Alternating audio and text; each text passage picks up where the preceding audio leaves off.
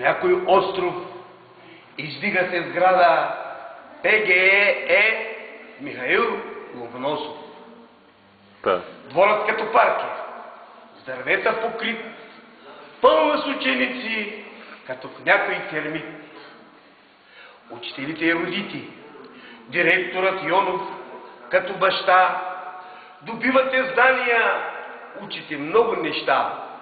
От Ломоносов излизате зрели, а не деца. Ще връкнете из Европа и по света. Служителите кротки и много добри, вършат се задълженията и то за малко пари. Парното е ново, ще ги отоплява на газ, да е уютно и топло на всеки от вас.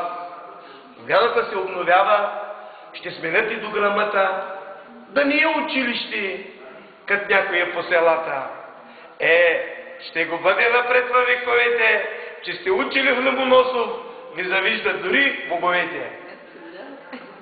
И хващам надписа. Мисля, че аз не трябва да говоря повече. Всичко е изказано.